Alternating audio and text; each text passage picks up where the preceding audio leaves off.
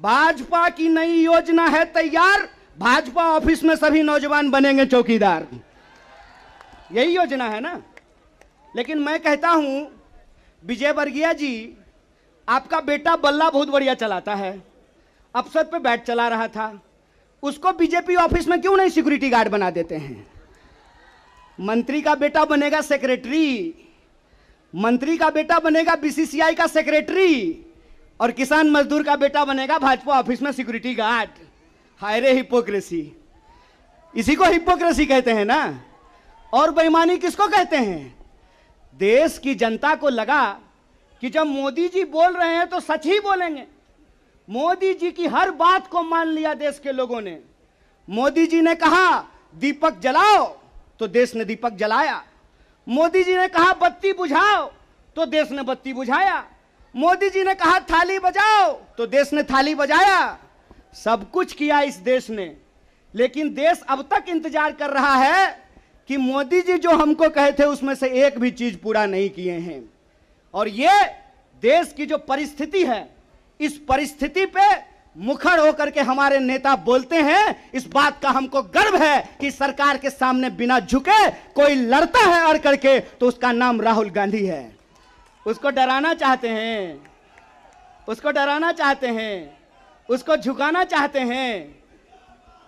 अरे आप कहते हैं मोदी जी मैं भी चौकीदार, मोदी जी के समर्थन में लोग कहते हैं मैं भी चौकीदार। ये चौकीदार नहीं हैं, ये देश के ठेकेदार हैं।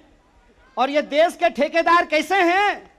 क्योंकि इस देश के लोगों का, उनके भविष्य को ये ठेके पे कर देना चाहते हैं।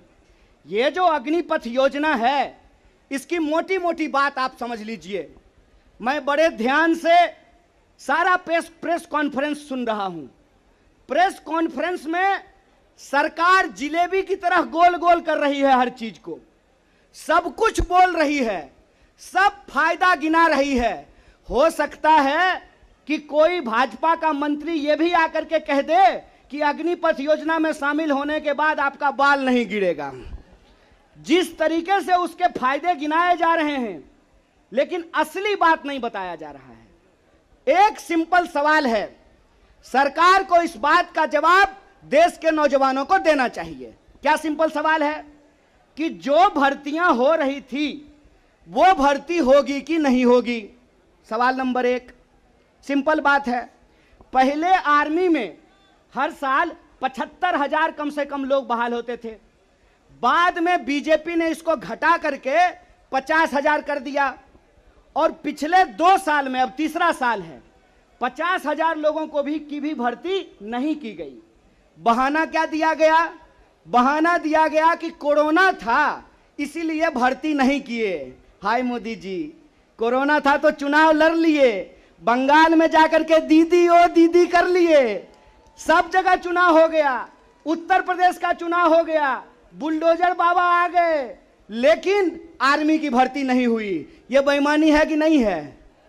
रोजगार देने में कोरोना है और चुनाव लड़ने में कोरोना नहीं है।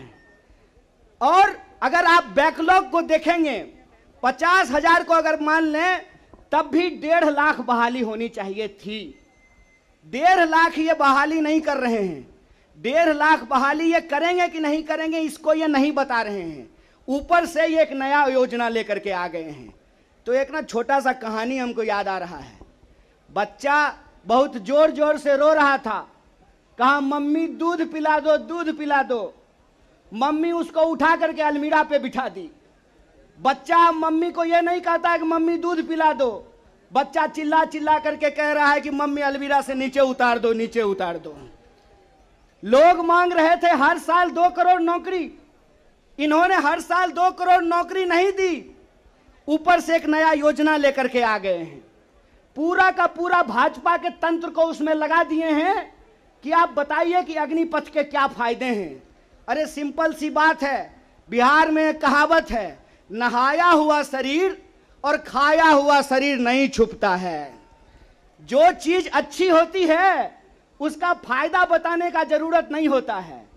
जो चीज में कोई खराबी होती है उसका खराबी छुपा करके, आपके घर पे कोई सामान बेचने के लिए आता होगा तो उस सामान का सब कुछ अच्छा अच्छा ही बताता होगा।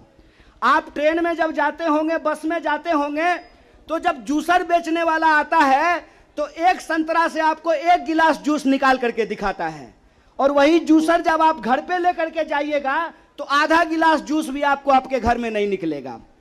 ये जो बेचने की मानसिकता होती है, इस बेचने की मानसिकता के खिलाफ हैं।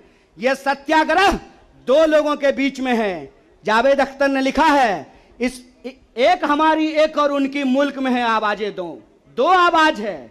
एक वो आवाज है जो इस देश को बेचना चाहता है, वो देश के सरकार में बैठे हुए हैं। एक वो आवाज है जो देश को बचाना चाहता है, वो सड़कों पे खड़ा है, वो जंतर मंतर पे बैठा हुआ है, वो सत्याग्रह कर रहा है। और ये सत्याग्रह हम इसलिए कर रहे हैं कि सरकार के झूठ को हम समझ रहे हैं। झूठ क्या है इनका? झूठ है कि ये लोग परमानेंट बहाली को बंद करने जा रहे हैं। परमानेंट बहालियां नहीं होगी। अगर ये परमानेंट बहाली करना चाहते हैं तो सिर्फ सेंट्रल गवर्नमेंट में 28 लाख पोस्ट खाली है। ये परमानेंट बहाली बंद करके ठेकाकरण के फायदे देश को समझा रहे हैं। जब भी देश में कोई ठेकाकरण किया जाता है तो सिर्फ उसका फायदा ही फायदा बताया जाता है। जब भी देश की कोई सार्वजनिक संपत्ति बेची जाती है तो उसका फायदा ही फायदा बताया जाता है। लेकिन इस बात को याद रखिएगा कि देश में अगर सारी सार्वजनिक संपत्तियों को बेच दिया गया तो देश का क्या होगा? एक बार आप इस बात पे विचार कीजिएगा कि अगर एयर इंडिया नहीं रहेगा, अगर नहीं होगा एयर इंडिया, तो क्या करेंगे ज्योतिरादित्य सिंधिया? समझना है कि नहीं समझना है? आप हमको बताइए कि सरकारी रेलवे नहीं होना चाहिए, सरकारी बीएसएनएल नहीं होना चाहिए, इनके हिसाब से सेना में नियमित नौकरी नहीं होनी चाहिए। जब सब कुछ सरकारी नहीं होना चाहिए तो सरकारी प्रधानमंत्री लेकर के ढोल बजाएंगे? फिर सरकारी प्रधानमंत्री भी क्यों होना चाहिए? सरकारी संसद भी क्यों होना चाहिए?